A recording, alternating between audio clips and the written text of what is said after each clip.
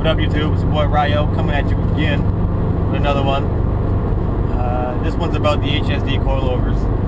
I showed you the whole unboxing and how everything looked basically off the car. So what I'm going to do is a little review. I've driven on Team Coilovers, I've driven on KWs, like these are coilovers that I've owned personally, BCs, and yeah, even the HKS. Personally, for a comfort level, because you know when you first get a set of coilovers, you don't know what to expect, and you can't really compare them to other ones because you don't have any other experience with other ones. But after all of them, I think the KW variant 3s have to be the best coilover I've ever had. But that was from a track perspective. Now, most people, when they buy coilovers, they don't want the track perspective because they don't want to be, you know, hitting a bump and falling out the window. They want a comfortable ride, stiff, but, you know, nimble. Move around, kind of enjoy the car a little bit more, rather than be all over the place. Right now I have 0.01 degrees toe in the front, 0 degrees camber in the front, and 0 degrees camber in the rear. That's my setup as for now, because I don't have my wheels yet. Once I have my track wheels and my daily driving wheels, I'm gonna have more of a track setup, because I don't want to be adjusting my alignment every time I change my wheels over. As you can tell, like as I'm sure you know, that'd be annoying as hell, going on the alignment rack to change it every time. And for those of you that don't work in a shop, it'll be really costly. It's really costly. So, hey, 350Z. Yeah. So basically, I'm on the HSD Coilovers, the Mono Pro, the green ones, and honestly, I have them set at 7 in the front, 8 in the rear, and I couldn't be happier. Like, they're so comfortable. I actually thought about making them more soft, and the only reason why is because whenever I get a little adventurous, I like to kind of want to rotate the rear a little bit, and being able to kind of maneuver the car a little bit more will help you kick it out just a little bit. But most of the WRX guys, we are all about the grip. You know what I mean? You get into a corner, you lean, and then you just kind of accelerate and hang with it. But you can actually slide this thing around, whether it's a WRX or an STI, believe it or not. The split kind of helps, but at the same time, you can throw your weight around. Sorry, guys.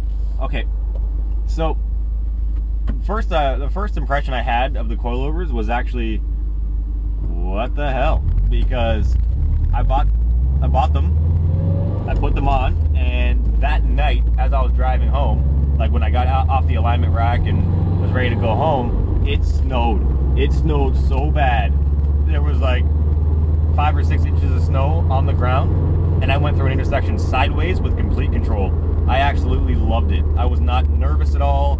I was actually like, wow, I should put my foot down during this fucking slide and haul ass through it, but it was in the middle of a giant intersection, so probably shouldn't. I was driving down the road there, and I'm like, wow, like this thing is nice. And they hadn't settled yet. They hadn't been broken in yet. So I hit a bump, and I thought I'd broke my back. Like, I was like, what the hell, right? Now, one thing you're gonna notice with your WRX is that the suspension setup is like a floating cushion on top.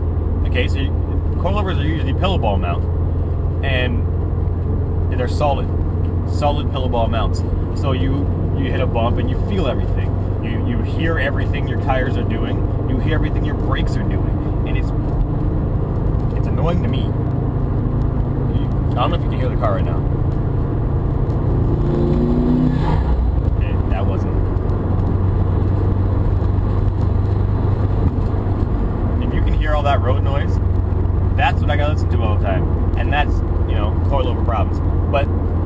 thing is, if you went from a suspension that doesn't have that cushy pillow ball, and you'll know what I mean when you go to switch over your coilovers, you can take the top mount and just spin the fucking thing, and it just spins and spins and spins, and there's no preload on it, none, and it's the most quiet, cushy ride ever.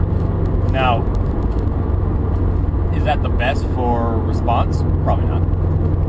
Is that the best for sensitivity? Probably not. But I don't know about you guys, but my insurance company considers the WRX, my 2013 WRX, to be a luxury sport. So I guess that would be where the luxury comes in. Little things like that to keep the car quiet, keep the car cushy, I guess. I guess that would be that. But other than that, the road noise is a little bit annoying. I'm still on the original tires. Other than that, I mean, I got no complaints whatsoever. Going over bumps, no problem. No excessive jounce, which is the upward movement of the wheel. No excessive rebound, which is the downward movement of the wheel. It's actually a really nice ride. I suggest it to anyone. As a matter of fact, I suggest it to everyone. For those who are a weekend warrior, go to the track, take out your aggressions. For those of you who stance, just want to be low, get the perfect wheel fitment, whatever the case is, I think the HSDs is the best bet for majority of that. So before you go and buy some coilovers, consider the HSDs. They are a contender. All right, man. I'm out. I'm on vacation still, so I can answer all your comments. I can answer all your fucking bullshits. I can answer all my bullshits, all the bullshits that are going around with the bullshits. All right, so I'm out. Catch you guys later. Stay tuned. Toronto Tuner Syndicate. We got a lot of big things coming up. I'm going to be doing a lot of videos on the car meets and a lot of the new up-and-coming rides from the club. Stay tuned, man. It's going to be crazy. It's going to be a lot of stuff. We're going to be doing a lot of meets, track events, race days, whatever the hell comes up. You know I'm down to go. So shout out to everybody that's been supporting me so far. Toronto Tuner Syndicate, representing Simone Performance. Peace out. One love. Don't get caught doing what you're doing.